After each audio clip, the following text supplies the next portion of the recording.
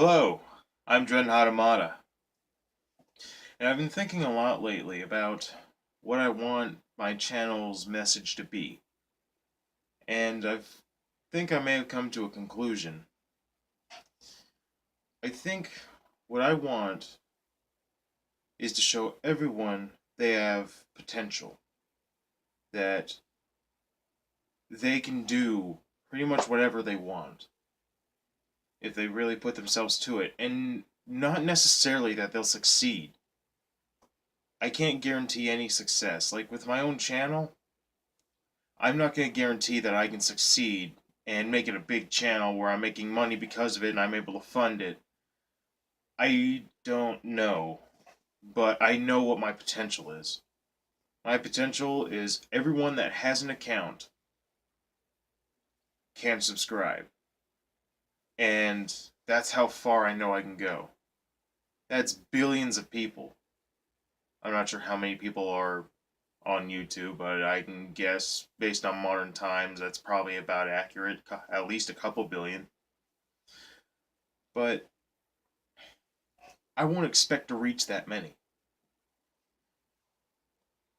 For the longest time, I never realized how much potential I could have. I'm sure you guys have heard of it.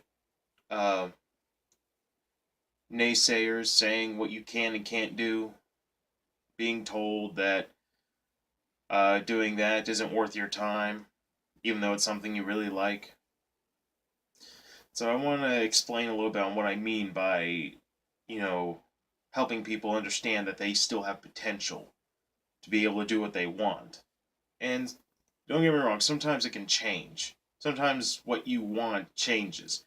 So your potential is still very high, but what changes is what you want. So instead of your potential being with this thing, it's with this thing. Um, but that's just what happens over time.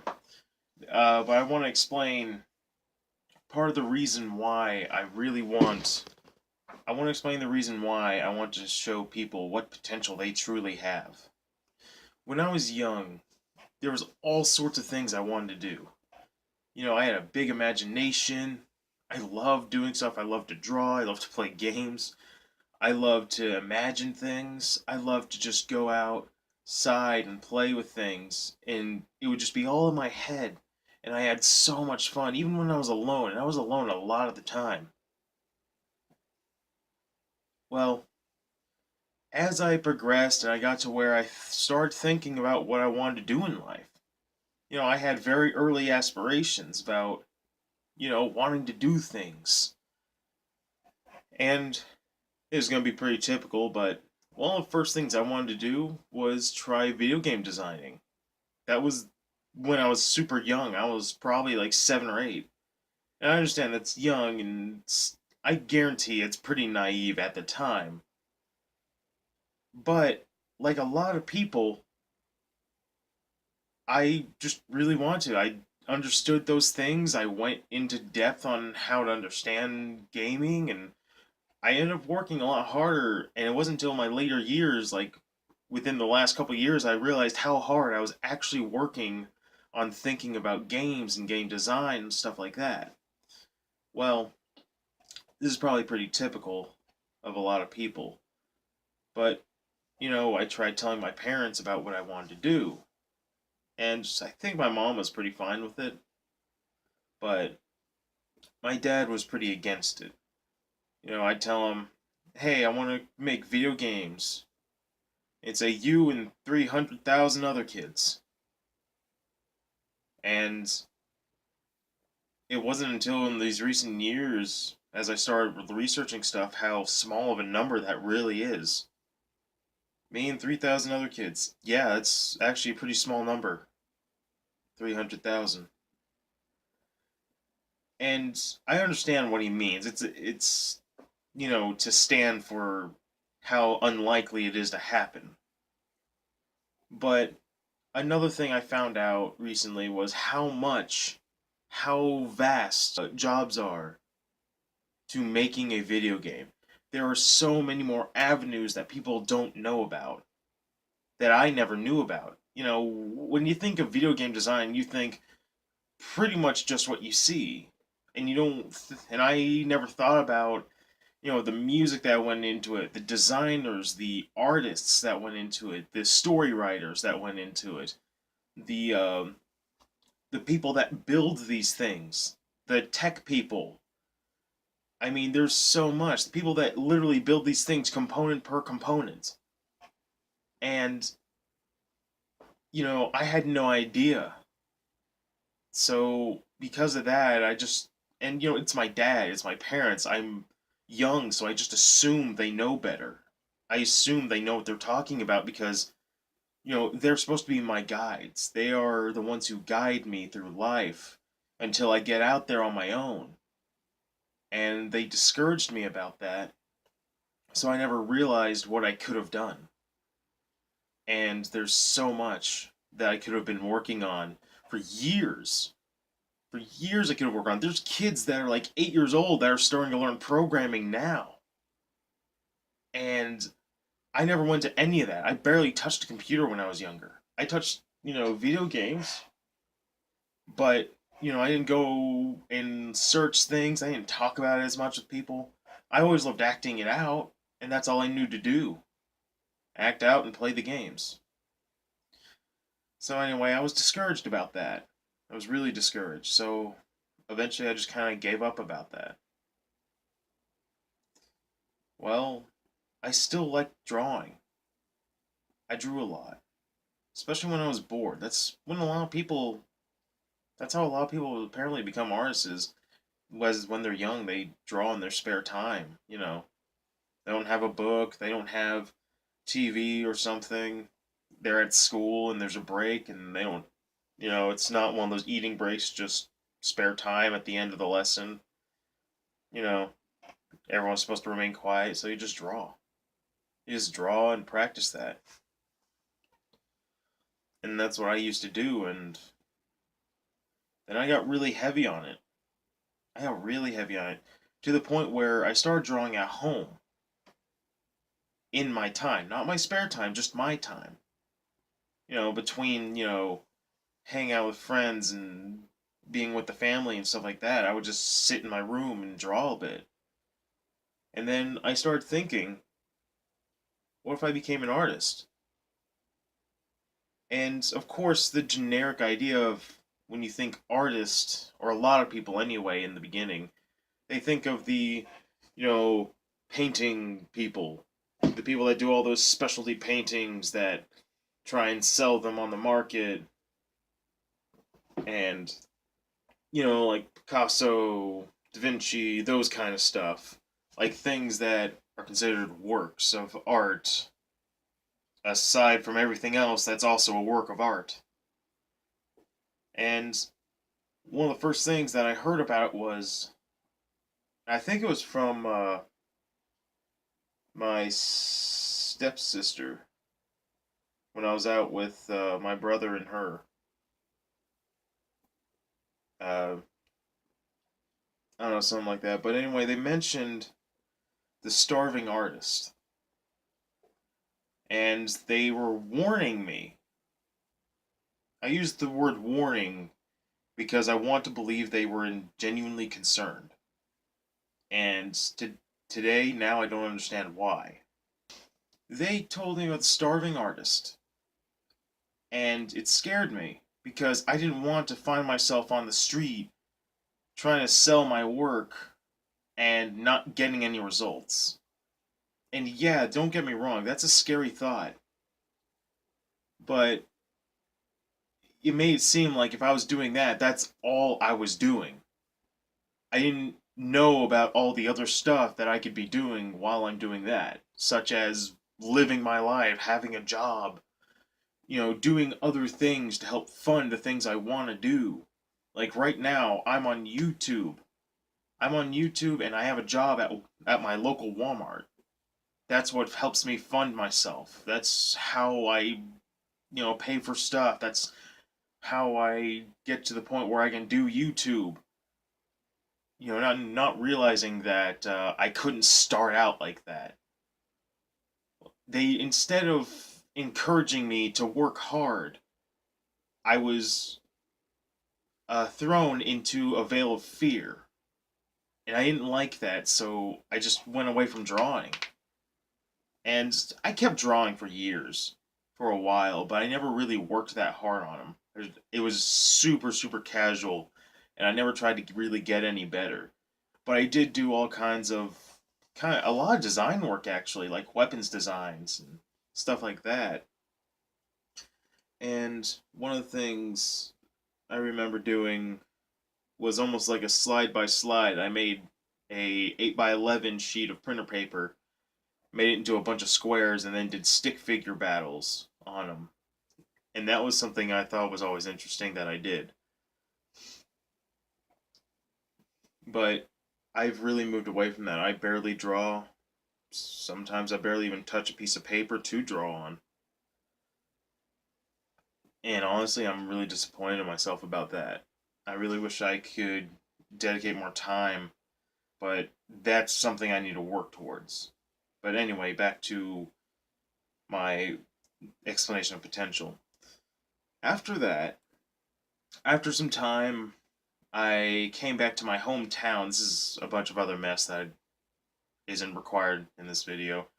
There was a bunch of other mess, and I found out my friends were getting into music pretty heavily. Like they were playing guitar and instruments and stuff like that and listening to music. And I remember my dad, he plays music. You know, he has a couple acoustic guitars, really nice ones, in fact. So I figured, okay, maybe I'll learn how to play guitar and people will be super supportive of that. And in the beginning, people were super supportive. Everything I did, I worked hard. I played for hours and hours every day in between all the things I needed to do. I brought my guitar everywhere. I was, in fact, I was part of the reason why we were able to bring guitars to school, at my school. And I brought it almost every day. Every day I'd play it. In the cold, in the heat. Like it was probably terrible for my guitar, but I played it. I played it. I'd bring my amp and play it whenever we were outside. I played it. I even had it sitting with the strap around me when uh, when I was sitting in my desk. Like that's how much I had it. If I had the case, or if I wasn't allowed to have it in a certain classroom or whatever the case, the teachers just let me put it in the corner. It was really cool about that, and it was so supportive. And then that support just kind of went away, and everyone stopped caring. And I remember the reason why. And I haven't given up guitar. I play guitar whenever I can. In fact, I plan to do covers. Gives me a great excuse to get back into it, and I really do want to. But it bugs me that I've been on this, that I had been on it for so long, and no one wanted to play with me. And it bothered me because there was a bunch of people saying, "Why are you trying to learn the same songs I'm learning?" And for some reason, I didn't have an answer. And I realize now, well, the answer was because I want to play with you. That's why we're learning the same songs so we can play together instead of just playing. I don't know, but it really did bother me because it people just kind of lost interest in the things I did. I brought it every day, and then I was also part of the reason why we almost got in trouble for it. Everyone got mad at me for it, but I didn't care. But that's why I died out playing guitar. Is just people just stopped giving a crap, and then I just lost time to do it. I lost that passion for it. Well, so some time went by, and so my friends and I, we always want to do YouTube and stuff, and we finally actually managed to get a capture card, the Elgato HD, no, just the HD at the time. It was years ago, and we got really passionate about it, and we experimented around, figured it out to learn the process to get into it. And it was so much fun. We had so much fun. It was probably the most fun that we had all had in a long time. And I look back on it now and I feel like crying. I really do. Uh, and then one day it hit me, just like a friggin' brick wall. It just hits me, and I feel like we're at this tipping point where we've got to put something up, or we're just gonna end up. It's just gonna end up fading away like all my other passions, all our other passions. So I got my butt up and I said, guys, we've got to put something up today. We got to set it up at least. We got to do something. We've already recorded. I think the first one was Super Mario RPG Legend of the Seven Stars. I think we had it recorded. And I said, guys, we got to put something up. When can I meet you? Can we meet today? So I so I talked to everyone, and so I went and grabbed Caltuna, and we went to my house. We got ready. Then we went to Animari's house where we did all of our recording. And I said, guys, we gotta get this set up. Gray came way later, and that was when Gray was working at Walmart with me, or rather, me with him. And something about that felt really, really good. It felt so good. We finally got our channel set up. We got the Google Plus account set up. I had made pictures. I had made a couple thumbnails. We got it set up, and we finally got a video up. That's probably one of the proudest moments I had had in so long. And we started DOC Gaming, and that became a huge passion of mine. And recently, I realized that I'd been missing out on what potential I had. Doesn't mean I'm going to succeed in what I'm pushing for my potential, but I'm going to go for it. I'm going to keep going for it until maybe I just change my mind and I'm passionate about something else, or, you know, till I die. I'm very passionate about YouTube, and I'm sure people are probably freaking annoyed with me having spammed my videos a bit, uh, spamming my videos and constantly talking about YouTube. But, and I'm pretty sure any of you who are on YouTube can say this, because just about anyone's able to have a YouTube account. Anyone's able to put up YouTube videos. But it got me thinking just recently in the past couple of weeks about potential. That's why potential has become a really important thing, is because for the longest time I didn't realize I had the potential to do these things, but now I've seen what I could have done. I see what I can do, and I still can do a lot of those things that I want to do, that I used to do. I can still do research, I can still draw, I can still play music, I can still make YouTube videos, I can still play my games, and I can show you guys all of it.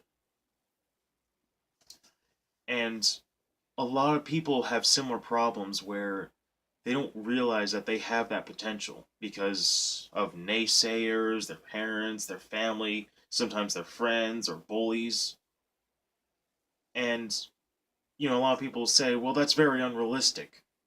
You want to make video games? Everyone want to make video games. That's unrealistic. Get a better job. And to an extent, you should probably listen to them. Get a job would be the bare part I'd listen to. Get a job so you can fund yourself. Put in that time to get some kind of game creator on your own computer, or get a computer that you can get that stuff on. And that's what I've been doing. I got an editor for about $50. I got Audacity. I got a little bit of equipment over time working at my minimum wage job. And I'm working up in that. I'm trying to get a different job. And I'm not going to stop. I'm not going to stop because my potential, your potential, never stops. As long as you are alive, you have potential. And I want to show people that they have that potential. It doesn't matter if there's anything physically, mentally wrong with you. It doesn't matter. If you feel like you're being kicked on the ground, you will still have potential as long as you're alive. And for some people, maybe even more than when you're alive, maybe even when you're dead, your potential is still rising because you've left a mark. Like anyone who's made a YouTube video, if they ever get another view, they've left their mark. They have something that keeps going up in potential. It keeps going. You have potential. I'm finding my potential. And I want to help you guys realize that it's there. It's it's easy to be discouraged. It really is. And I can understand a lot of it is scary. But you have potential. And I want to help you guys find it. I want to help you guys realize it. I think that's the message I really want for my channel is doing that because you see all these YouTubers, you see all these actors that started from the very bottom, from the same level we are now. When you look up to them, it seems like they're at a point that none of us could ever reach. But they were just like us, so we can reach them. Mark, he started way at the bottom. He had all kinds of stuff. Team 4 Star, they did that stuff.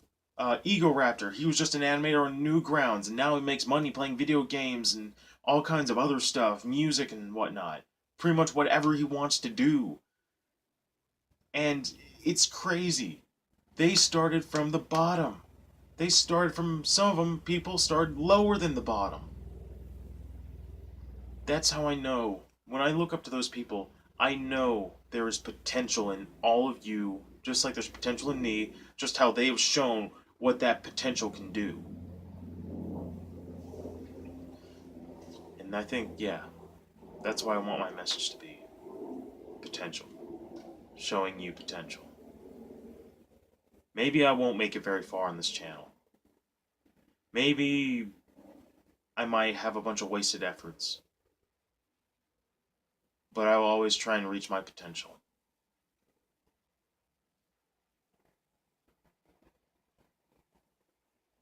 I always want to show you guys you have potential.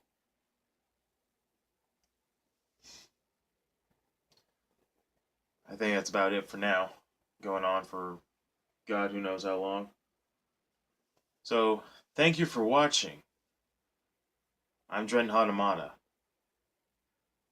Feel free to like, comment, share, and subscribe if you want to be my buddy. And never forget your potential.